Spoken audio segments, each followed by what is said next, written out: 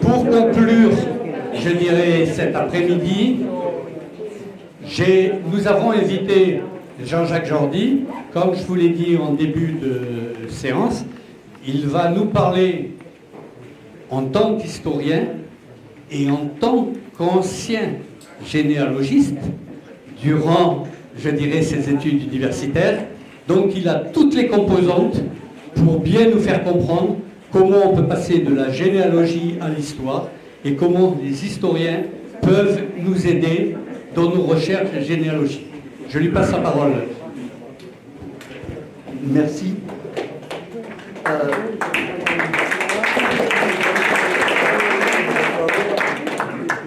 Merci à vous toutes et à vous tous d'être là.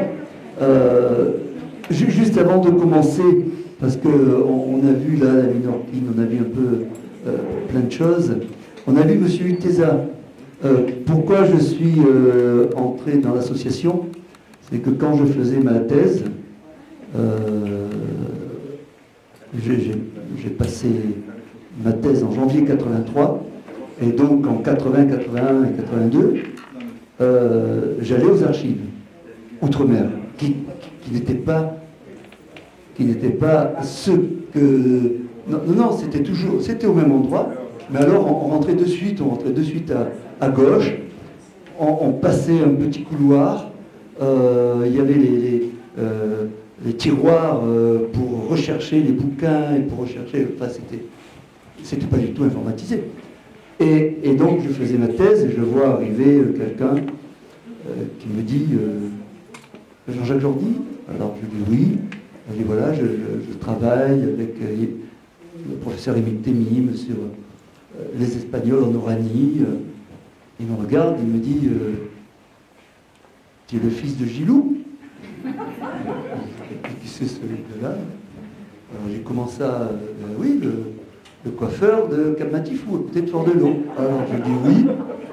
Et il se met à pleurer parce qu'il avait fait la guerre avec mon oncle et avec mon père, la Seconde Guerre mondiale.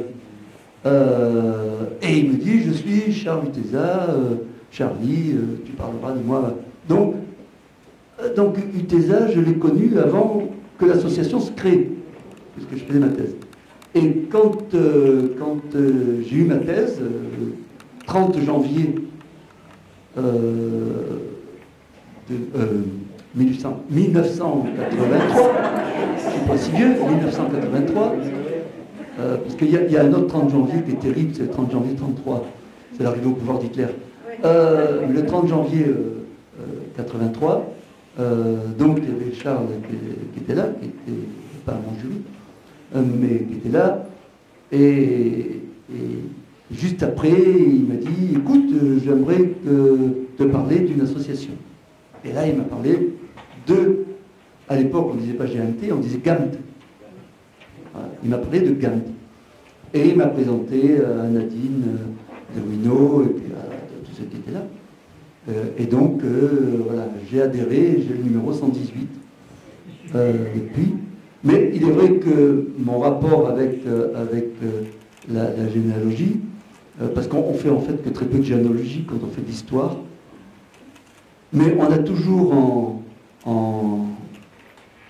en tête ce fait que dans l'histoire de France et dans l'histoire des pays en règle générale, on accorde toujours une importance à une certaine généalogie. Parce qu'on fait les rois de France.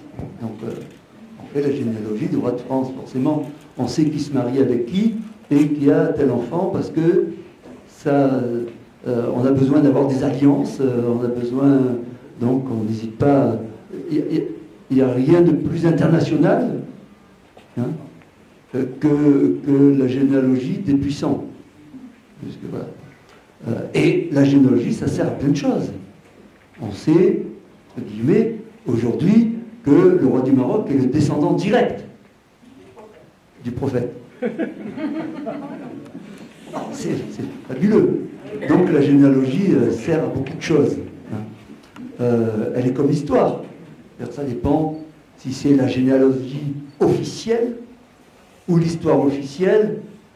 bon, un historien se méfie toujours de l'histoire officielle, parce si elle est officielle, ça veut dire qu'elle est un peu traficotée.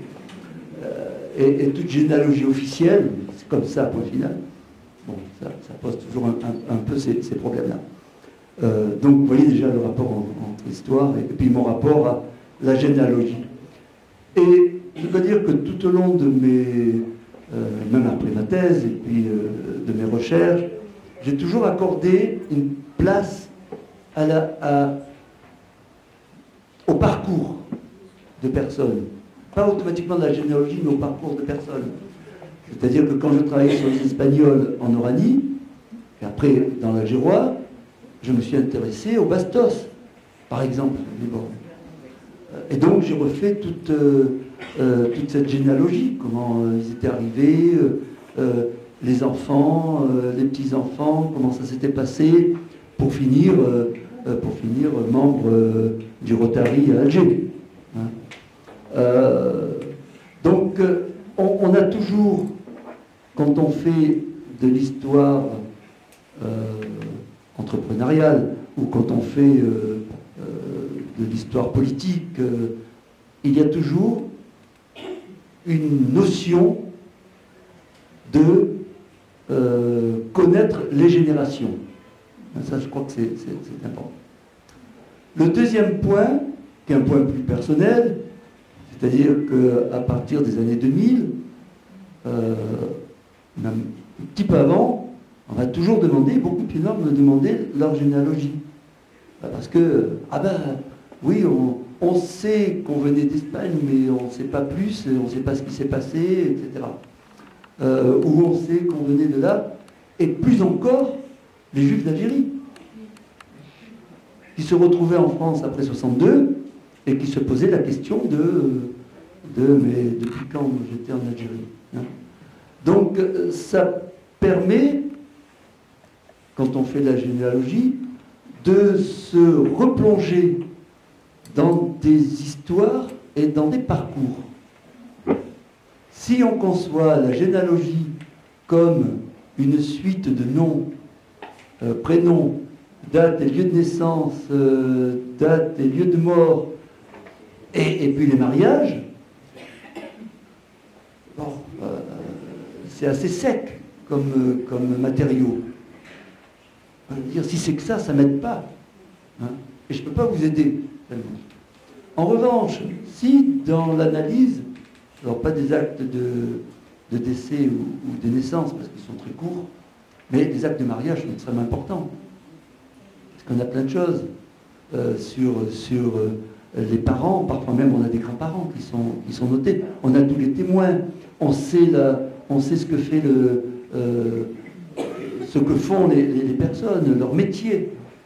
Et ça permet effectivement, comme ça, quand on est généalogiste un peu plus qu'amateur,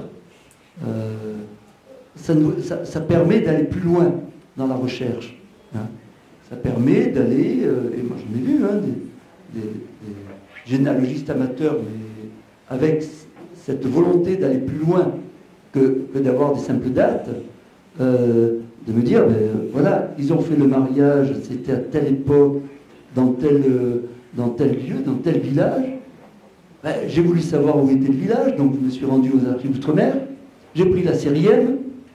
La série M, c'est la série colonisation, celle qu'on défriche, puisque c'est celle de ceux qui sont arrivés. Hein. Et cette série M permet d'avoir des indications sur tous les villages d'Algérie, comment ils se sont construits, comment ça s'est passé. Et parfois, ils retrouvent leur nom. Soit qu'ils ont eu une concession, soit qu'ils n'en ont pas eu, mais peut-être qu'ils ont ouvert une échoppe, et on retrouve leur nom. Donc, on a à chaque fois comme ça des indications, et de la série M, on passe aux journaux, et ça permet d'avoir la construction du village, quel était le premier maire, à quelle date on a demandé une école publique, hein, qui a demandé cette école publique, d'où venaient ces personnes-là. Nous, on a toute une chair qui vient s'accrocher aux os. Hein. Et donc, cette chair qui vient s'accrocher aux os, ça permet de donner vie à sa propre généalogie. Et il y en a même qui vont jusqu'à calculer combien coûtait le prix d'une miche de pain à cette époque. Il ne faut pas s'imaginer qu'il y avait tous les pains que nous avons aujourd'hui. Hein. Il n'y avait qu'un seul mode de pain, point final. Vous n'aviez pas de pain à céréales, pas de machin. Donc un seul, et on savait combien ça coûtait. Et ça, c'est important pour l'historien, parce que ça permet de travailler sur les prix, sur des indices. Voilà, on peut se faire plaisir avec des généalogies qui permettent d'aller toujours un peu plus loin. Le second point, qui était encore plus intéressant pour moi, qui travaillait sur l'émigration européenne en Algérie, c'est-à-dire que ce soit des Français de France, des Français de métropole, des Français de France, comme on disait avant. Parce qu'on a dit Français de France avant de dire Français de métropole. Hein. Il y avait les Français de France et puis il y avait les autres. Les Français d'Algérie, dans les Français d'Algérie, il y avait les Allemands et les Suisses qui étaient devenus français, qui étaient mieux placés que les autres. Hein. Après les Espagnols, mais dans les Espagnols, il y avait les Mahonnais qui étaient en tête. Oui, les Mahonnais. Et alors, les rapports sur les Mahonnais, les Minorcains, sont extrêmement élogieux, alors que sur les Espagnols qui sont en Oranie, là, c'est autre chose. Voilà. Non, c'est pas du tout. Mais c'est l'appréhension, enfin l'image que les autorités de l'époque ont sur ces populations. Donc, comme ça, vous avez une hiérarchie des populations, comme il y a une hiérarchie des migrations, les bonnes migrations, les mauvaises migrations, etc. C'est un peu le cadre général qu'on a sur l'Algérie. Et donc, ces recherches de parcours individuels ou collectifs, on a vu là sur la Minorquine, le premier parcours est un parcours collectif. Hein, Marion Vidal-Buet parlait du baron de Vialard, hein, qui est venu, alors lui, il venait en Algérie pour construire un grand domaine, etc., etc. Il avait essayé de faire venir des paysans du Tarn, ça n'avait pas marché. Et il se trouve que, à l'époque, les bateaux n'étaient pas à vapeur, étaient à voile, et Mahon était on s'arrêtait à Mahon quand on allait en Algérie. C'est comme ça. Hein. On savait depuis le XVIIe siècle, même depuis le XVIe siècle, qu'il y a 3 mois de navigation en Méditerranée où on n'a pas de problème. Vous savez ce que c'était? C'était juillet, août et Mahon. Parce qu'on savait que même quand il y avait des tempêtes, on pouvait se réfugier dans le port de Mahon, on était tranquille. Donc, tous ceux qui partaient vers l'Algérie, Vialard partait vers l'Algérie, quand il a commencé à acheter ses propriétés, à la Rassota, il s'est arrêté donc plusieurs fois sur Mahon, à Minorque, et puis il a décidé de faire venir quelques familles. Il a fait une petite publicité, hein, comme on disait à l'époque, et donc comme ça il a fait venir une 50aine de familles. Et après c'est l'armée qui a demandé aux Français de venir, enfin aux Minorcains de venir, justement pour les installer. Donc la famille de Marion, c'était 1835. À moi, de mon côté, mes 2 parents sont Minorques. Alors Jordi, c'est 1832, et Carreras, ma mère, c'est 1836. Donc il était comme ça, allez, on y va, et c'est terminé. Ils sont en Algérie. Donc, la généalogie qui se fait, elle se fait d'abord de France vers l'Algérie, avec des actes d'état civil dont a parlé votre président, Denis Carrasco. Donc, ça se fait sur les actes d'état civil, hein, on y arrive bien avec les ANOM. C'est assez formidable le travail qui a été fait. Et après, il y a autre chose. Pour l'historien, il y a encore autre chose. C'est-à-dire qu'il n'y a pas une génération de Français d'Algérie comme ça qui naît.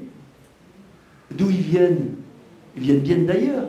C'est-à-dire qu'il n'y a pas qu'un seul espace, ou deux, sur lesquels, c'est mon analyse d'historien, de 1962 jusqu'à 1990, peut-être même un peu plus loin, le pied noir s'est focalisé sur France et Algérie. France et Algérie. Il n'y avait que ça.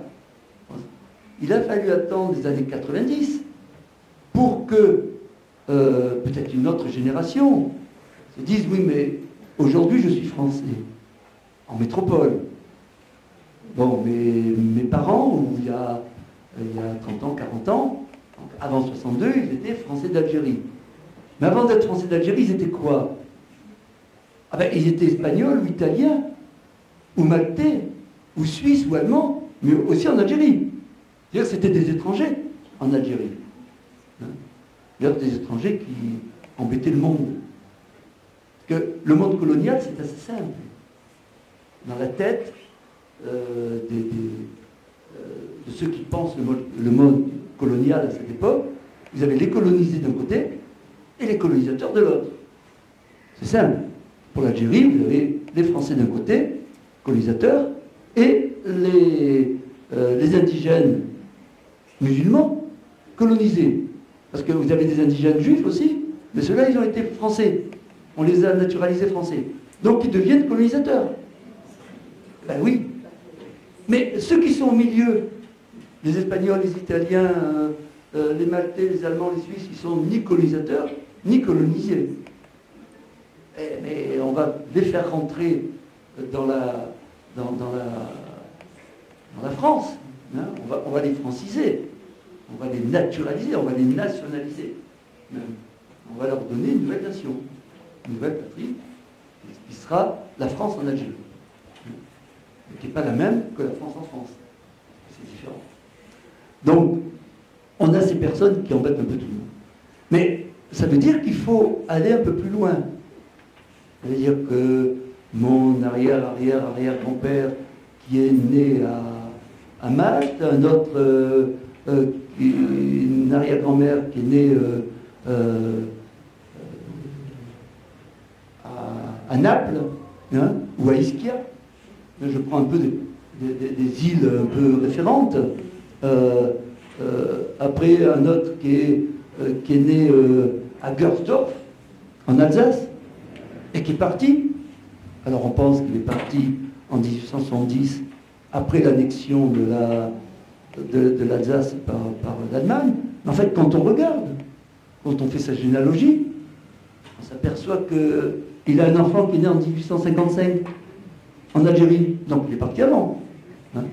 Donc ça veut dire qu'on peut faire comme ça, par la généalogie, toute une histoire qui n'est pas une histoire linéaire, hein, qui n'est pas une histoire de racines. On a parlé des racines. Qui n'est pas véritablement une histoire de racines, mais qui est une histoire plutôt de rhizomes. Vous avez des rhizomes un peu partout. Et en Méditerranée, on a plus de rhizomes que de racines. Parce que dès qu'on creuse, on a de la caillasse, et donc il faut que l'arbre aille chercher ailleurs de quoi se nourrir. Hein. Donc on a ça en Méditerranée. C'est très important, hein, cette histoire de rhizome. La généalogie, elle apparaît comme une science, je dirais un peu... Oui, c'est une science. Hein. Avoir des compétences pour faire de la généalogie. Parce qu'il faut avoir ce que j'appelle, comme historien, un appareil critique. L'appareil critique, c'est quand je vois un nom, un prénom, ah tiens, oui, c'est à peu près le même nom, le même prénom que mon arrière-arrière-arrière-grand-père. Bon, il y a quelques mois de différence, on me disait qu'il était né en 1854, bon, il a le même nom, le même prénom, mais il est né en 1856, donc c'est lui. L'appareil critique, là, fait défaut. Hein, c'est pas possible. Pareil, ah ben je le trouve pas. Ben oui, mais peut-être que le nom a été transformé. Hein, il faut multiplier les entrées, il faut multiplier sa manière de voir, essayer de jongler aussi avec les noms, les prénoms. Hein, moi, pour des amis, j'ai fait parfois des petites généalogies sur les Juifs d'Algérie.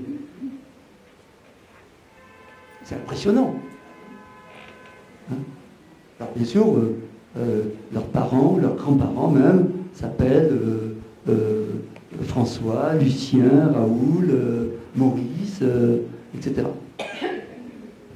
Et quand on passe à la génération avant, alors oui, mais il devait s'appeler aussi Maurice parce qu'ils se donnaient les mêmes noms. Et quand on s'aperçoit que c'est des noms, des prénoms juifs. Hein, ça peut être Maklouf, ça peut être pour les femmes Semra. Alors de temps en temps, on transforme on met Rachel ou on met Rebecca. Mais il y a des prénoms spécifiques, je dirais, à l'Algérie, ou en tout cas au Maghreb, en ce qui concerne les Juifs. Mais devenant français, là, le nom se francise. Mais entre-temps, quelqu'un peut être né Samra, Benayoun, et puis quand elle se marie, ben, va s'appeler Florence Benayoun. Et oui. Donc si on recherche, si on ne fait pas cet effort d'analyse et de travail sur les noms et les transformations des noms, parce que pour l'Algérie, on n'arrête pas, quoi. Quand on recherche, même sur les archives outre-mer, hein, quand on se met dessus, on a parfois des noms, on ne les trouve pas, et en fait, on s'aperçoit que si on ne met pas, si Jordi, je ne l'écris pas J-O-R-D-I, mais si je l'écris G-E-O-R-D-I, c'est quand même Jordi. Voilà. Et ben, un arrière-petit cousin à mon père, il s'appelle G-E-O-R-D-I. Parce que quand voilà, le père était venu le déclarer, le gars qui était état civil, il avait noté ce qu'il avait entendu, et puis il avait dit c'est comme ça. L'autre ne sachant pas dire, oui, bien sûr, c'est comme ça. Et puis ça fait deux voix différentes, alors que c'est la même. Hein. Donc vous voyez que il faut toujours avoir un appareil critique quand on fait de la généalogie. On ne peut pas se permettre d'être de se dire oui, ça y est, je trouve dessus. C'est très long. C'est très long. Comme l'histoire. L'histoire, c'est du temps long. On ne peut pas dire que l'histoire, c'est très court. Tout s'enchaîne. Il y a des ruptures. Alors, il fut un temps où les historiens aimaient bien travailler sur les ruptures. On ne travaillait que sur les ruptures. Bon. Et puis maintenant, depuis quelque temps, on se dit, on ne va pas travailler que sur les ruptures. On va travailler sur des continuités, parce que tout est lié, tout se tient. Et donc, on travaille sur la continuité. Et il y a une continuité historique. Et ça permet, et cette continuité historique, on la retrouve dans la continuité généalogique. Hein? Donc, faut pas s'arrêter, je dirais, au premier résultat. C'est pareil pour l'archive, en histoire. Moi, quand j'ai des archives, je me dis pas, ah tiens, ça m'intéresse. Oh ben ça, c'est exactement ce que je veux. Non, c'est pas ce que je veux.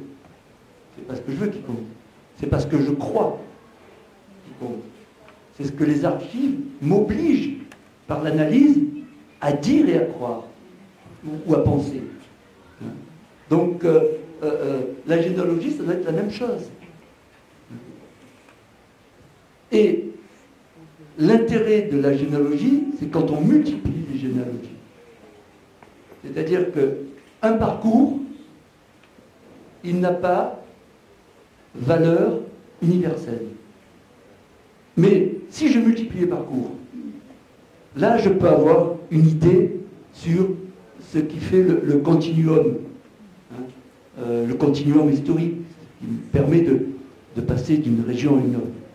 Je vous donne un exemple simple. Quand j'étudiais l'émigration espagnole vers l'Algérie, donc, je voyais qu'il y avait, bon, c'est toute la région, la grande région, on va dire, d'Alicante, avant Aspé, Novelda, etc., jusqu'à Elche. Et je ne comprenais pas pourquoi ceux qui étaient de certains villages allaient vers Alger et d'autres villages allaient sur Oran. C'est quand même bizarre, ce truc-là. C'est quand même bizarre. Et en fait, il a fallu que j'aille sur place. Et je me suis rendu compte. C'est-à-dire que quand vous êtes sur Alicante, vous avez une barrière rocheuse qui est parallèle à la mer et qui fait une sorte de courbe. Donc, ceux qui étaient d'un certain côté de la... Ça monte à 1000 mètres. Qui étaient dans un certain côté, allaient à Santa Pola. Et de Santa Pola, c'était Oran. Et ceux qui étaient de notre côté de la montagne allaient plutôt du côté de Novelda, Aspé, etc. Et donc allaient sur Alger. En fait, c'était uniquement... Et quand vous prenez même aujourd'hui, quand vous prenez la voiture, alors maintenant, il y a des grandes autoroutes, alors ça monte bien. Mais moi, je l'ai fait en 82-83, il n'y avait pas encore d'autoroute. Pour monter... pour faire ça à pied en 1840, en 1850, si vous avez une charrette, si vous avez des enfants, etc., des fois il vaut mieux faire le tour et partir vers Oran plutôt que d'essayer de grimper d'aller de l'autre côté pour partir vers Alger. C'est parfois des choses aussi simples que ça, qui déterminent une migration par rapport à une autre. Alors que les villages, il y avait des villages qui étaient, quand on les regardait sur une carte, beaucoup plus près de Santa Pola que de Novelda. Mais ça n'empêchait. C'est-à-dire qu'on mettait beaucoup plus de temps pour passer la montagne que d'aller de l'autre côté. Voilà. Donc, tout ça pour vous dire qu'on a besoin, quand on est généalogiste ou quand on est historien, de développer un appareil critique des sources, analyse des sources, savoir qui a écrit cette source-là, à quoi elle sert, que ça sert d'avoir un acte d'état civil. À moins de prouver, uniquement prouver que c'est bien notre père et notre mère, mais sinon, à part ça, ça va pas très loin. Mais l'intérêt, c'est cet acte. Quand est-ce qu'il a fait? Qui est-ce qu'il a fait? Qui l'a signé? Les premiers actes d'état civil sont signés par Gentil Debussy, qui est pratiquement c'était pas un gouverneur général, ça n'existait pas à l'époque, mais c'est le gouverneur général de l'époque, même si c'était pas ce titre-là, l'administrateur général de la Régence d'Alger pour la France. Hein? Mais il faut savoir, c'était pas un simple officier d'état civil. Hein? Donc, et pourquoi il a fait? Hein? Pourquoi c'était lui, pas un autre? On a comme ça toute une réflexion à avoir parce que c'est pas simple. C'est pas simple. Mais c'est pas parce que c'est compliqué, il ne faut pas le faire. Bien au contraire. Parce que c'est parce que c'est compliqué, ça nous permet de développer des méthodes d'approche, de croiser les sources, de croiser les éléments pour aller plus loin. Et moi, quand j'ai des amis qui me disent « Ah ben, parce que je leur donne quelques noms », je dis « Non, tu te débrouilles. Tu sais où aller chercher, tu sais comment faire, tu prends ça, ben, vas-y. Hein. » Et ça bute toujours sur « Ah oui, mais je retrouve les actes d'état civil, mais je ne retrouve pas le village, je ne sais pas où c'est situé. » Ah oui, mais ça c'est la deuxième étape. C'est la deuxième étape du généalogiste. Hein? C'est-à-dire qu'il faut que tu ailles dans les archives pour te confronter aux matériaux, hein, à la constitution de l'archive. Et d'aller, effectivement, si c'est pour l'Algérie, c'est les anomes. Les anomes, c'est indispensable. Pour tout généalogiste, les anomes sont indispensables. Hein? Plus que Nantes ou plus que le service historique de la Défense. Hein. On peut trouver des choses, le service historique de la Défense. Mais on trouve beaucoup plus de choses aux anomes quand on veut faire la généalogie, parce que la généalogie débouche toujours sur une réflexion sur les personnes qui étaient avec nous dans le village, sur une réflexion de pourquoi ce village a été créé, de comment il a été créé. Est-ce que c'est un village de 1848? Est-ce que c'est un village de colonisation? Parce que c'est différent. Hein? Est-ce que c'est un village qui avait été donné par... Enfin, pas donné, qui avait été... qui devait être créé par telle société? La société genevoise, elle avait l'obligation de créer des villages. C'est pas la même chose qu'un centre de colonisation voulu par le gouvernement. Hein? Donc, est-ce que le village existait avant l'arrivée de la France ou pas? Dans quel état il était? Qu'est-ce qui s'est passé? Est-ce qu'il a fallu mettre des tribus un peu dehors pour récupérer des terres? La Rasota, c'est ça. La Rasota qui a donné Fort de l'Eau, il y avait des tribus adjoutes qui étaient là. L'administration française les a repoussés pour créer Fort de l'Eau. Fort de l'Eau, village de colonisation, hein, comme les autres. Village de colonisation, donc normalement pour les Français de France, sauf 3 exceptions. L'Astidia, avec les Allemands, ils ne sont pas beaucoup restés, parce qu'ils ont été assez liquidés. Coléa avec quelques Suisses, ils ont été aussi encore plus rapidement liquidés que les Allemands. Et Mahoney, Mahoney, pas Minanca, c'était Mahoney pour Fort de l'Eau. Alors après, de ces points d'ancrage, effectivement, il y a eu d'autres créations où là, les autorités de l'époque ont voulu un peu diversifier. Mettre des Mahonnais, mais mettre aussi des Français de France, mettre des pêcheurs catalans, mettre comme à la Pérouse, ou comme à Jean-Bart, ou comme dans d'autres villages. Mais ça a été quelque chose... Enfin, ces villages ont été créés de manière longue. Et on retrouve cette longueur de l'histoire. Hein, cette longueur de l'histoire. Je disais tout à l'heure qu'il y avait d'autres espaces. Il n'y a pas que la France et l'Algérie dans nos têtes quand on fait de la généalogie. On s'ouvre à d'autres espaces. à l'Espagne, à l'Italie. Ben, encore l'Italie. Elle n'est pas créée, l'Italie, en 1840. Alors, oui, mais est-ce que je viens du Piémont? Est-ce que je viens de Sardaigne? Est-ce que je viens du royaume de Naples? C'est encore différent. Hein. Est-ce que je viens du Trentin? Et ça veut dire quoi? Ça veut dire qu'il faut savoir pourquoi on est parti.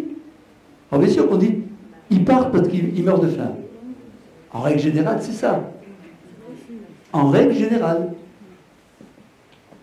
Mais pour les Espagnols que j'ai bien étudiés, en grande partie c'est ça.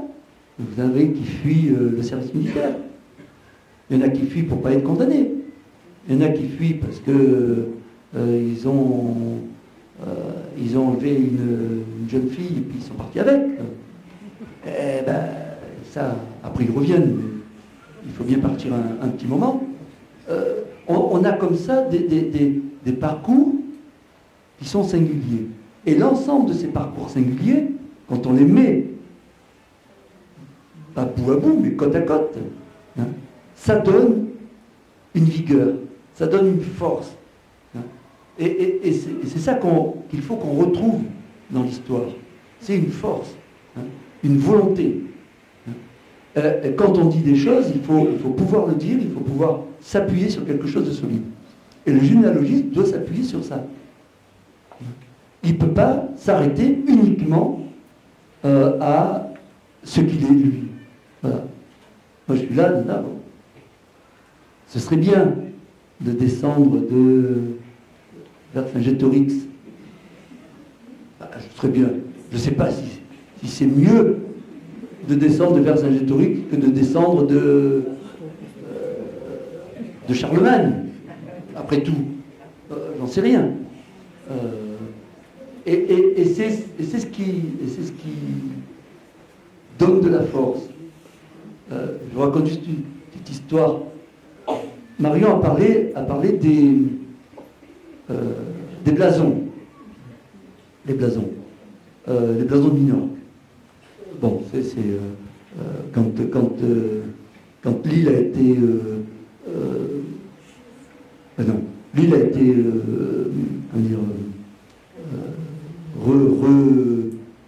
reprise par le roi d'Aragon et donc qui a chassé on était au XIIIe siècle, hein, c'est pas au XVIe, hein, au XIIIe siècle. Ils ont chassé les musulmans, mais voilà, il y a eu les pirates barbaresques qui sont venus, et en 1534, l'île a été razziée complètement. Tous les hommes ont été tués, les femmes et les enfants ont été emmenés en esclavage, et le gouvernement espagnol, le roi d'Espagne, pensait abandonner l'île. Et d'ailleurs, pendant 30 à 40 ans, il n'y a eu personne. Elle n'était pas occupée. Et donc, le roi après a dit, je vais donner l'île à une centaine de personnes qui viennent, qui sont des paysans de l'Empourdan. L'Empourdan, c'est la région, une région pyrénéenne, catalane pyrénéenne, et qui sont arrivés avec des lettres royales, hein, pour avoir un bout de terrain. Et donc ces 100 familles ont eu l'autorisation d'avoir leur blason. Et les blasons, vous pouvez les voir, ils sont dans un cloître à côté de la cathédrale de Citadeille, et ils sont au plafond. Donc moi je vais travailler là-bas, et le père, on a lu le père Sastre, et je travaillais, alors il me dit, vous travaillez sur quel lignage? J'aime bien ce mot lignage. Lignage, en catalan, sa généalogie, on dit lignage. Vous travaillez sur quel lignage?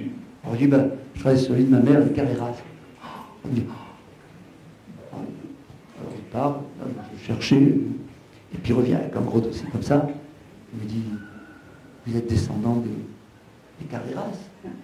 Alors on dit, bah, j'en sais rien. Alors, parce que vous avez votre blason et tout, donc, voilà. Alors je dis, non, je crois pas. Il me dit, parce qu'ils sont immensément riches. Oh, je dis, dommage. Ils ont un palais à Minorque, enfin, à Sultanei, qui est magnifique. J'ai jamais été. Enfin, je suis jamais allé, j'ai jamais tapé à la porte en disant, j'en ai la moitié à moi. et donc bah, il me disait, voilà. Et donc, il m'emmène tout un truc comme ça, le lignage, et qui remontait à 1567, quoi. Hein, parce que pour eux, c'était important. Le lignage, ça veut dire l'étude des générations, de génération en génération. C'est-à-dire la transmission de la génération. On se transmet un capital, on se transmet des choses, voilà. Et ça, c'est important. C'est important. Et je crois que dans ce rapport entre l'histoire et la généalogie, c'est toujours ce rapport à l'archive, ce rapport aux documents, ce rapport et ce rapport à ce qu'il y a maintenant, qui est important. Hein. Je vois ça de loin, hein, parce que je fais attention de ne pas tomber dedans, parce que ça serait terrible. C'est tout ce qui est la psychohistorie, hein, ou la psychogénéalogie. Voilà. Hein. C'est-à-dire qu'il y a des transmissions comme ça qui se font. Ça peut se passer. Hein, vous avez Toby Nathan qui est un psychiatre, psychologue, psychiatre. Ethnopsychiatre. Voilà, lui c'est son truc, quoi. Si tu es comme ça, c'est que il faut que tu interroges tes ancêtres, parce que tes ancêtres t'ont passé plein de choses. Voilà. Alors c'est la transmission. Je prends ça avec des pincettes, parce que je suis quand même très formaté, historien français, sur l'archive. Attention à la mémoire, attention à la transmission, attention au témoignage, parce que le témoignage de maintenant, c'est pas le même qu'il y a 20 ans, c'est pas le même qu'il y a 40 ans, et que les personnes transforment d'une année, même d'une année sur l'autre, parce que entre-temps, ils ont lu un bouquin, ah oui, ben oui, voilà. Et tout ça, c'est très important. Alors, la psychogénéalogie, c'est bien. C'est un peu ce qui se fait par rapport à votre ADN. On vous calcule l'ADN, on vous dit, vous avez 3% de Suédois, vous avez 17% de trucs-muches, vous avez 17% ou 20% de ça, 40% de Méditerranéens. Alors 40% de Méditerranéens, bon, ça peut aller quand on est pied noir. Mais quand on vous dit 3% de Suédois, vous posez la question, quoi. Donc on se dit, il faut faire attention. Maintenant, je suppose que ça doit être très technique, très scientifique. Hein, l'ADN, c'est quand même quelque chose d'important. Je terminerai par deux interrogations, quand même. Enfin, deux interrogations et puis deux informations que je pourrais vous passer. La difficulté d'avoir un état civil complet. Denis Carrasco en a parlé, et les problèmes avec l'Algérie. La ministre des Anciens Combattants, Mme Dariussec, m'a demandé il y a quelque temps de lui faire un rapport sur les archives des rapatriés. Il y a beaucoup d'archives des rapatriés, en fait. Vous ne savez pas, mais vous avez tous un dossier. À partir de 62, vous avez un dossier sur votre arrivée, comment vous êtes arrivé, etc. Vos parents ont mis la date de naissance de tout le monde, etc. Et donc on a tous un dossier. Ce dossier des rapatriés, ce sont les archives qu'on appelait les archives du service central des rapatriés, qui se trouvaient à Agen, entre Agen et Coulommiers-Chamiers, et qui maintenant sont chez un tiers archiveur. Pourquoi? Parce que là où ils étaient, ça risquait de brûler, ça risquait de partir. Voilà. C'était pas de partir en fumée, et donc on aurait eu des archives perdues à jamais. Donc, il y a ça. Vous avez les archives de l'ANIFOM, l'Agence nationale d'indemnisation pour les Français d'outre-mer. C'est extrêmement important. Extrêmement important. Il y a des archives privées qui sont données. Dans certaines archives départementales, il y a des notaires, pas des notaires, mais il y a quelques notaires, qui ont donné leurs archives à des archives départementales. Des archives d'Algérie. Ils ont ramené. Une archive, parce qu'il n'y a pas longtemps, j'étais aux archives, aux ANOM, et je cherchais pour une recherche sur l'instituteur de Camus, justement, je cherchais des documents sur la franc-maçonnerie en Algérie. Il y en a beaucoup. J'en trouve, et je trouve surtout ceux à partir de 1940, quand les sociétés dites secrètes ont été liquidées, on va dire, interdites par Pétain. Alors, je vais voir le conservateur, je dis non, voilà, on ne les a pas parce que ça a été conservé, donc ça a été pris. Ils ont pris toutes les archives, hein, en 40-41, toutes les archives de toutes les loges maçonniques ont été prises par le gouvernement de Pétain. Donc, par le gouverneur général, puisqu'il avait des ordres, il a fait bien volontiers. Et donc, ça a été inventorié. Hein, on sait même qui a inventorié ces archives-là. Donc, c'était inventorié. Ah, mais vous les avez pas? Je dis, ah ben non, parce que on les a rendus. Ah oui, parce qu'en 46, en 45-46, il n'y avait plus Pétain, donc le gouverneur les a rendus. Aux loges, à chaque loge. Ce sont vos archives. Donc, et je me dis, c'est terminé, quoi, on les a perdus. Pas tout à fait.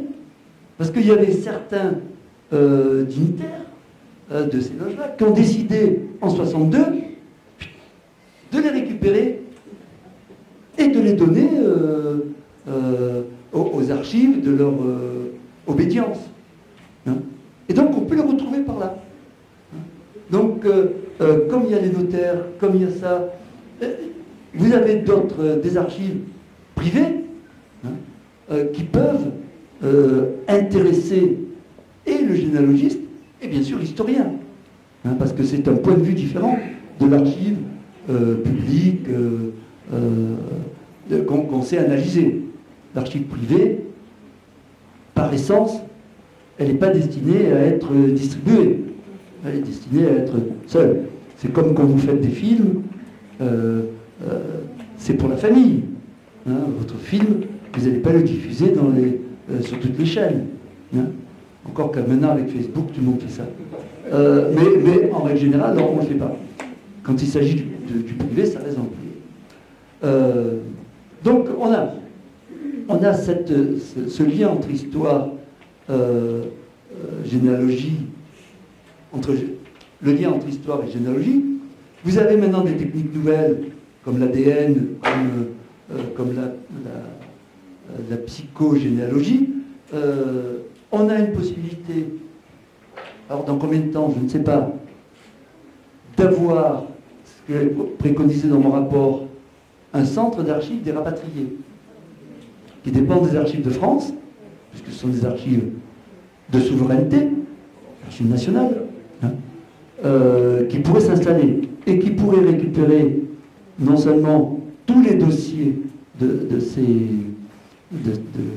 Français d'Algérie, hein, ANIFOM, Service central des rapatriés, ainsi de suite, et si ce centre d'archives des rapatriés est créé, il sera en lien forcément avec les ANOM, il sera en lien avec l'ensemble des centres d'archives français, mais aussi ça permettrait d'intervenir auprès du gouvernement algérien pour que la collecte de l'état civil puisse aller jusqu'au bout.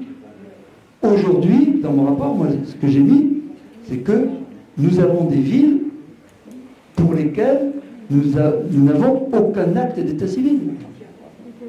Saïda, Tiaret, on n'a rien. Et vous tapez, les Anoms n'ont rien. Et quand je interroge les Anoms, ils disent, on n'a rien parce qu'on ne nous a rien donné. C'est-à-dire que, non. C'est-à-dire que c'est resté là-bas et que le président de l'APC, le président de l'APC, c'est l'Assemblée populaire communale, donc le maire de Tiaret, n'a pas voulu. Il n'a pas voulu donner ses registres.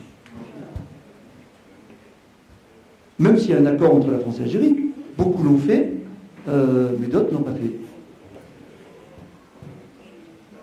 Bon, peut-être que, puisqu'on est dans les 60 ans et qu'on a cette possibilité de proposer des projets par rapport à l'Algérie, c'est un projet que j'ai proposé justement à Mme Dariussec, c'est de dire, il faut relancer une autre fois, pas une énième fois, relancer un dialogue avec l'Algérie sur l'état civil.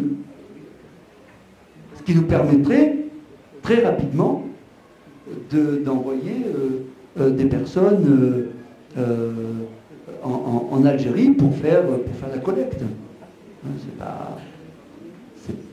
Ça ne demande pas non plus énormément de temps. Alors, il y a deux solutions. Enfin, il y a deux. Soit c'est un accord entre États et ça se fait sans problème. Soit alors, ce que font certains de nos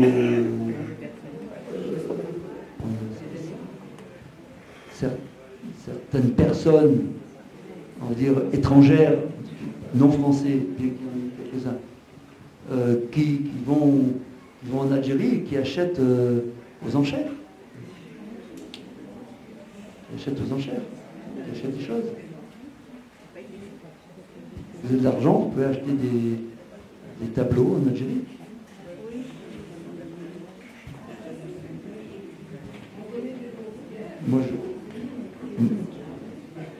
Moi, je connais quelqu'un qui a en Algérie une collection d'ivoire de la fin du XIXe siècle. Mais une collection d'ivoire, voilà. Si vous avez de l'argent, je vous donne le truc, vous l'achetez. Il est prêt à les vendre. Mais c'est très cher. Bien évidemment, il connaît la valeur. Mais voilà, vous pouvez toujours. Mais le but, c'est pas d'essayer de rentrer dans cette espèce de malversation, mais d'avoir des rapports État à État sains. Et on sait que on ne sait pas, mais c'est compliqué. Avec l'Algérie, ça a toujours été compliqué. Je suis optimiste, donc ça va s'arranger un jour. Mais après, voilà, est-ce que, dans quel état? J'avais vu par exemple les archives de la Chambre de commerce d'Alger en 99. Ça chauffait encore, mais enfin, c'était bon. Elles étaient déjà dans un état lamentable. Elles étaient au sous-sol de la Chambre de commerce. Il y avait de l'eau. Il y a de l'eau, il y avait 1 centimètre d'eau. Mais on pouvait avoir accès à certains dossiers. Voilà. Maintenant, 23 ans après, dans quel état elles sont? Voilà. Mais ça fait partie de la vie aussi. Les conservateurs vous diront que la vie d'une archive, c'est pas toujours... l'archive, comme un monument, ça peut mourir. Ça peut disparaître. Alors, mon Dieu, c'est énorme, c'est atroce. Non, mais c'est la vie du document aussi. Ça peut brûler. ça peut disparaître, ça peut tomber voilà, en poussière. Je ne sais pas, on fait toujours très attention. Alors, en France, on a cette chance énorme, c'est qu'on a probablement le réseau d'archives et le réseau de conservateurs, et c'est pas parce qu'Isabelle est là que je le dis, mais un des plus performants au monde. Mais moi, je connais les archives espagnoles, c'est pas comme ça. Hein. Ni même les archives italiennes, ni même les allemandes. Hein. Les américaines, si on va au Congrès, oui, mais si on va ailleurs, non, hein. On n'a pas. Donc, on a des archives extraordinaires. Et on peut tout trouver dans les archives. Mais pareil. Moi, j'avais des étudiants qui voulaient travailler sur la guerre d'Algérie. Voulant travailler sur la guerre d'Algérie, je leur disais, où vous allez travailler? Ah ben, au service historique de la défense, bien sûr, à Vincennes. Et alors? Il n'y a pas que ça. Hein? Il faut aller aussi à Nantes, il faut aller aux AOM, il faut aller voir les associations. Vous avez plein de sites d'archives qui ont des documents essentiels sur la guerre d'Algérie. N'en faire qu'un, c'est limiter son champ d'action, c'est limiter sa capacité de voir, c'est limiter son analyse. Et le but, c'est de jamais limiter son analyse. Et en généalogie, c'est jamais limiter votre analyse. Toujours essayer de dire, même si vous êtes bloqué, même si pour vous c'est un mur, il y a toujours quelque chose qui va se passer d'un côté ou de l'autre, ou quelqu'un qui va vous apporter un éclairage là-dessus. Ah ben je n'avais pas pensé à ça. Donc, comme d'autres vous apportent ces choses-là, je n'avais pas pensé à ça, vous êtes aussi capable d'apporter aux autres quelque chose. Non, ben, tu as pensé à aller là? Tu as pensé à regarder ça? Peut-être qu'il y a quelque chose, peut-être qu'il n'y a rien. Mais de toute manière, il faut aller partout. Il faut aller regarder. Et je conclurai en disant, si vous êtes historien ou si vous êtes généalogiste, vous êtes curieux. Si vous n'êtes pas curieux, ne faites pas ce boulot parce que c'est un travail. C'est un travail. Hein? C'est un travail. Vous avez un appareil critique à développer, à connaître, à savoir, à manipuler, hein, à savoir manier. Et si on reste bloqué d'un côté, vu les archives que nous avons, c'est pas possible. On peut ouvrir. On peut ouvrir. Je vous remercie.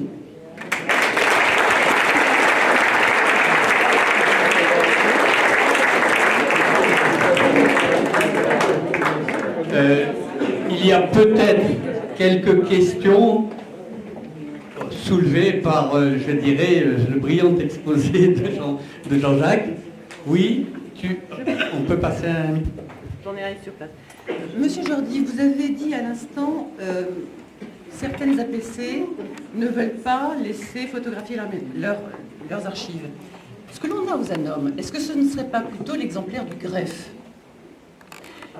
Parce que si vous regardez certains registres d'Alger qui sont photographiés aux ANOM, qui sont incomplets et qui sont en très mauvais état, je connais certaines personnes qui ont gentiment sponsorisé une boîte entière de bons cigares à Alger et qui ont eu un exemplaire à la mairie d'Alger complet et en parfait état. Donc, est-ce que les ANOM n'ont travaillé que sur le greffe, ce qui est mon impression? Non, c'est possible. Alors, bon, peut-être qu'Isabelle, mais il me semble qu'on a, dans l'état civil, on a toujours trois... Pas trois, parce qu'il me semblait qu'il y en avait trois. Enfin, pour l'Algérie, il me semblait qu'il y en avait trois. Je ne sais pas pourquoi. Il y a le greffe et la commune.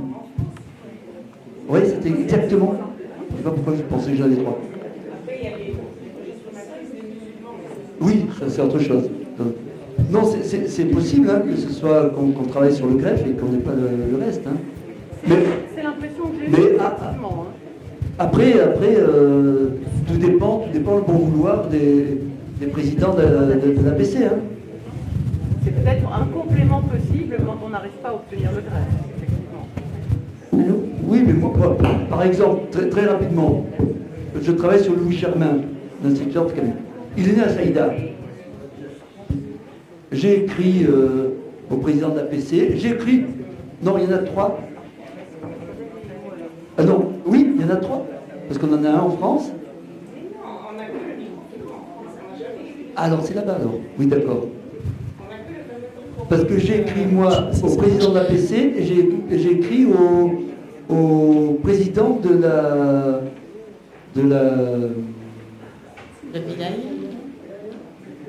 Non, pas de la vilaine, de la justice, enfin du palais de justice de Saïda.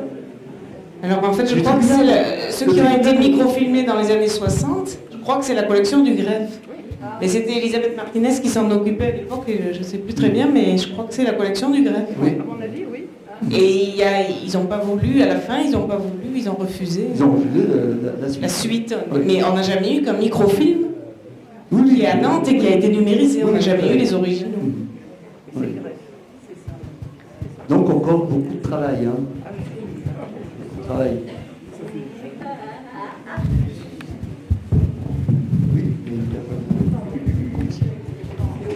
Oui, juste une question. Vous parliez des archives qui existent en France concernant les rapatriés, entre guillemets. Vous parliez en particulier de... On a tous un dossier depuis 62 en fonction... Est-ce que ces dossiers sont actuellement consultables par nous, à titre individuel, ou c'est totalement impossible? Alors, et si oui, ils auraient pu être consultables il y a quelque temps. Chaque personne a le droit de consulter son dossier. Alors, ces dossiers ont été établis par chaque rapatrié qui arrivait en France. Alors, il n'y a pas que des rapatriés d'Algérie. Hein. Dans ces archives, vous avez rapatriés du Maroc, de Tunisie, d'Indochine, c'est extrêmement important, personne n'a travaillé dessus. Hein. Indochine, Guinée, Madagascar, Afrique subsaharienne, jusqu'aux Nouvelles Hébrides, dans les années 70. On a eu 2000 rapatriés des Nouvelles Hébrides en 73-74. Donc, chaque rapatrié d'Algérie, on va dire d'Algérie, qui venait en France, faisait un dossier. Un dossier pour être catégorisé, on va dire, reconnu comme français d'Algérie. Et parce que si vous n'étiez pas reconnu comme rapatrié, il y a une loi, vous ne pouviez pas avoir droit à certaines prestations. Donc ça permettait. Donc ça vous donnait des prestations, mais il fallait que vous remplissiez un dossier assez complet, hein, pour éviter les fraudes, etc. Donc les dossiers sont parfois assez complets. Et ce sont des dossiers qui ont couru jusqu'à la première analysation, en 1970. Hein. Donc à chaque fois, vous avez dû, ou vos parents ont dû faire des rajouts, etc., en disant, ben voilà, qu'après il y a eu sur les meubles, il y a eu la possibilité, alors il fallait faire une lettre. Mais dans ces dossiers, énormément de personnes disent les conditions du départ. Alors moi, c'est sur ces dossiers qui m'ont permis de déterminer le nombre des disparus. Parce que dans les dossiers, il y avait marqué. Mon mari a été enlevé, j'ai plus de nouvelles de lui depuis 1962 ou 61, depuis telle date, etc. Et on est en 1963 ou en 1964. Donc, ça laisse comme ça une possibilité de recherche énorme. Ces dossiers ont été ranimés par la première indemnisation en 1970. Là, c'est l'ANIFOM qui a fait le dossier. Mais il y avait un lien entre l'ANIFOM, parce que l'ANIFOM demandait au service central des rapatriés de prouver la qualité de rapatrié. C'est assez retors, mais voilà. Et donc, comme ça se faisait, ils gardaient toujours parce que ça se faisait avec du papier pelure, ces choses-là, et ça se faisait en 7, 8 ou 10 exemplaires, donc ils gardaient toujours un exemplaire. Donc, dans chaque dossier, petit à petit, les dossiers étaient assez bien remplis. Et ça a continué un peu plus tard pour l'obtention des droits à la retraite, pour ceux qui avaient travaillé en Algérie. Parce que celui qui arrivait, qui avait 22 ans, mais qui avait commencé à travailler en Algérie à partir de 16 ans, de 16 à 22, il n'avait aucun papier. Donc, quand il a eu la retraite, on dit, mais vous savez que vous pouvez avoir... Donc, il faisait aussi un dossier en disant, j'ai travaillé à telle entreprise, j'ai travaillé dans telle entreprise, de temps à temps, temps. Après, c'était au service de l'État de vérifier. Donc, vous aviez comme ça, sur une bonne trentaine, voire une bonne quarantaine d'années, jusque dans les années 2000, après ça s'est un peu calmé, des dossiers qui ont été constitués et qui se trouvaient dans une base américaine, enfin, désaffectée, à Coulommiers-Chamiers, qui est un village, enfin une petite ville de l'autre côté de la rivière Lille. Il y a d'un côté Périgueux, de l'autre côté il y a les Coulommiers-Chamiers. Et qui était dans un état lamentable. Lamentable. Et donc, moi connaissant cet état-là, j'étais allé avec la directrice des archives départementales de Dordogne, et donc on avait alerté, depuis 2010, on a alerté sur les dangers, et puis Madame Dariussec, alertée, a dit, je prends sur moi, on prend tous les dossiers et on les met chez un tiers archiveur. C'est-à-dire, tous les dossiers ont été enlevés, parce que je ne vous dis pas, il y a de l'amiante, il n'y a pas de protection pour l'incendie, il n'y a pas de protection, c'est à côté de la rivière, donc si ça déborde, et ça déborde régulièrement, il y a de l'eau un peu partout. Donc elle les a mis chez un tiers archiveur, donc c'est quelqu'un qui a un grand hangar, on va dire, protégé, et qui est chargé d'indexer, donc nom, prénom, etc., et de renvoyer à des numéros de dossier. Chacun a son numéro de dossier. Ça, c'est la première partie. Il y a 6 km de dossiers. Et donc, le deuxième point, ce sont les dossiers aniformes. C'est-à-dire que ce sont les dossiers que les Français outre-mer, rapatriés, ont établis pour se faire rembourser leur appartement, leur maison, ce qu'ils avaient. Voilà. Donc, ça, c'est monté toujours en puissance en fonction des lois d'indemnisation. Parce qu'à chaque fois, il fallait refaire un dossier. Il fallait dire, voilà, du temps, et il fallait apporter aussi des renseignements. Donc, dans ces dossiers, on peut retrouver, par exemple, des actes de propriété. On peut les retrouver. Vous retrouvez des photos de personnes qui avaient photographié leur magasin. Voilà, mon magasin, il est resté en Algérie. Hein. J'ai rien récupéré. Ou de la maison, voilà. Est-ce que ces dossiers-là, nous, aujourd'hui, on peut les voir? Aujourd'hui, si moi, je vais demander le dossier de mes parents, par exemple. Aujourd'hui, non. Parce que c'est un tiers archiveur, c'est un peu difficile. Vous pouvez en faire la demande par l'Office national des anciens combattants, parce que c'est eux qui gèrent ça, hein.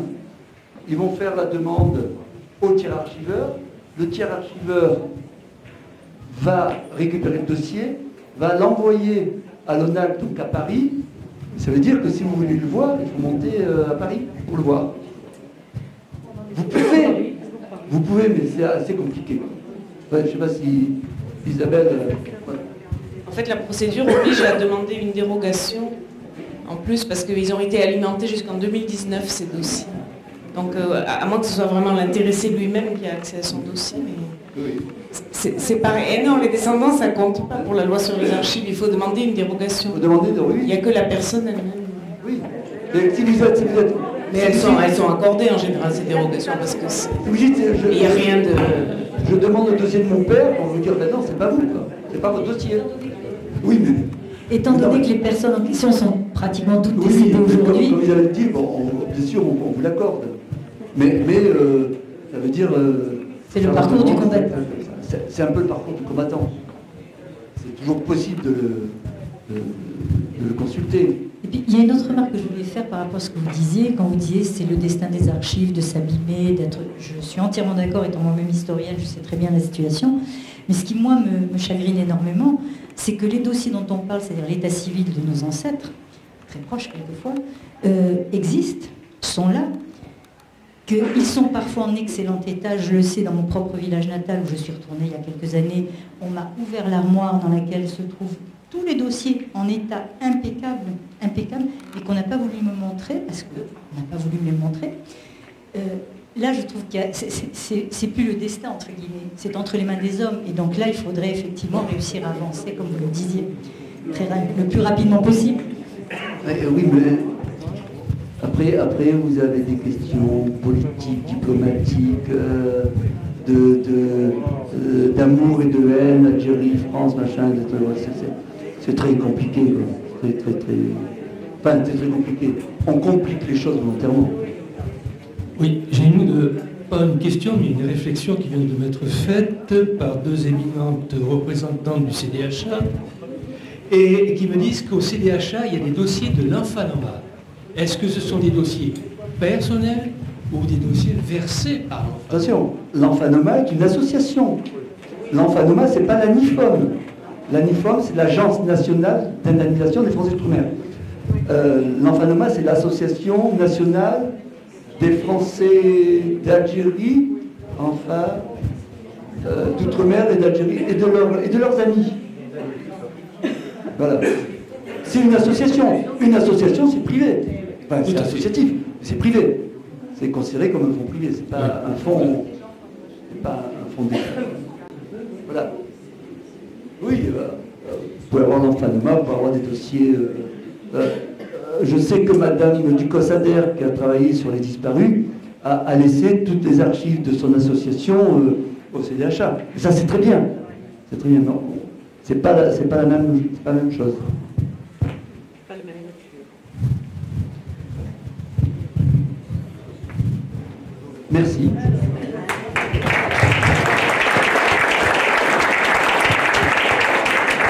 Nous adressons effectivement un grand merci à Jean-Jacques pour cette présentation.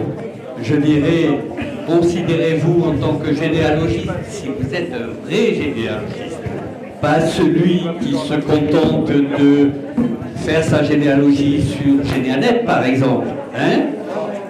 Donc, vous devenez historien, vous prenez un peu de maths. Il aurait pu expliquer que le généalogiste historien est plutôt a une fibre personnelle, alors que le vrai historien travaille sur des actes. Nous, quand on travaille sur la vie de nos ancêtres, on a toujours une petite interprétation personnelle. Oui, oui. Donc, je vous remercie de cette journée que je vois qui a été d'un grand intérêt. Et je dois dire que cette journée n'a été possible, je dirais, qu'avec nos amis du CDHA et du FRHA, de la Fondation, mais aussi, je dirais, grâce à la municipalité d'Aix-en-Provence, qui nous soutient depuis de très nombreuses années. Quand je dis, c'est presque plus de 30 ans.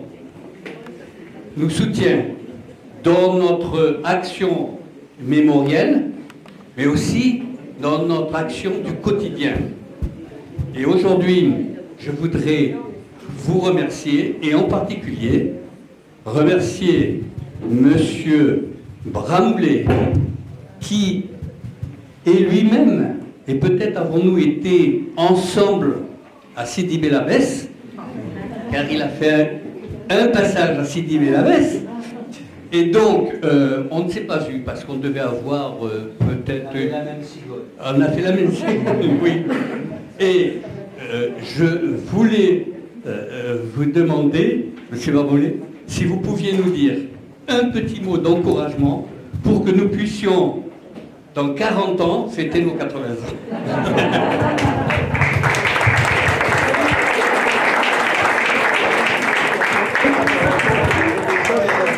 Bien sûr, écoutez. D'abord, je suis sidéré de votre assistance. Je ne m'attendais pas du tout à cela. Vraiment, vous êtes motivé, c'est vraiment bravo, félicitations. Hein. Je savais que l'association avait un travail exceptionnel. Vous savez, ça fait bientôt 40 ans hein, que la revue existe, que cette revue est d'une qualité exceptionnelle. Et je crois que votre présence aujourd'hui confirme absolument le résultat de votre travail. C'est vrai qu'on vous aide. Vous savez, vous avez ici le deuxième adjoint de la ville et le premier adjoint de la ville délégué aux rapatriés.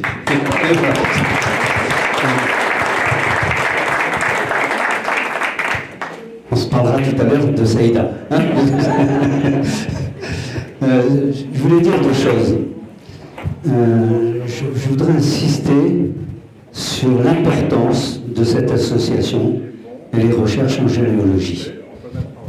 Il y a au moins deux types de raisons. Vous les avez évoquées un peu tout à l'heure. Le lien avec l'histoire et le lien, c'est la deuxième chose que je voudrais développer avec le parcours personnel. Le lien avec l'histoire, vous savez, les anciens ici ont connu une époque où il y avait un roman national dans l'histoire, où sous la Troisième République, et puis à mon avis jusqu'à la Deuxième Guerre mondiale, il y avait véritablement quelque chose qui était un roman national qu'on connaît. Le Malais, Isaac, les choses. Ça s'est perdu. Ça s'est perdu. L'école n'a pas fait son travail correctement. Et le roman national s'est émietté. Et aujourd'hui, on se retrouve avec des mémoires, vous disiez tout à l'heure, qui sont fragmentées, qui ne sont plus réunies, qui peuvent être même conflictuelles. Discutez aujourd'hui avec un Algérien, racontez-lui ce qu'il voit et comment il perçoit son histoire des mêmes endroits où nous étions, et vous verrez, on vit pas la même chose, on n'a pas la même mémoire, on a des mémoires conflictuelles. Et le président de la République a essayé avec Benjamin Stora, mais je pense que c'était pas le bon choix. Hein. Franchement, on le sait tous, il était engagé particulièrement, d'ailleurs ça n'a pas marché. Et je pense qu'aujourd'hui, on ne peut plus avoir ce roman national. Qui peut le reconstituer? Des associations comme vous. C'est ça qui peut le reconstituer. On peut reconstituer sur la base de documents précis, des histoires concrètes, des choses qui ne sont pas idéologiques, qui sont vraiment importantes et qui permettent un peu de renouer le fil d'une véritable histoire. Ça, c'est le premier point que je trouve important. Le deuxième, c'est que l'actualité aujourd'hui nous montre que même en Europe, les réfugiés, les rapatriés, c'est quelque chose d'important. C'est quelque chose qu'on a un peu oublié, mais vous étiez les premiers correspondants à ces problèmes de rapatriés. Je trouve que, franchement, c'était quelque chose de très, très important. Nos Français d'Algérie ont été déracinés. Déracinés. Et la généalogie aujourd'hui, ça permet de les réenraciner. C'est ça qui est important. C'est ce parcours personnel où je trouve que vous menez un combat qui est au-delà de l'histoire nationale, mais qui est un parcours personnel essentiel qui permet à chacun de se réapproprier ce qu'on lui avait abandonné. Je crois que ça, c'est très très important et je voulais vous remercier beaucoup pour ça. Bien sûr, remercier le CDHA, qui a toujours fait un boulot magnifique là-dessus. Je voulais remercier aussi, en dehors de votre association, le CAR, je ne sais pas s'il est là aujourd'hui, Robert Joseph. C'est un peu grâce à lui qu'on a pu mettre en place les financements qui vont bien pour cette journée. Bravo pour vos travaux, bon courage, et puis, allez, retour vers le futur. Merci. Merci.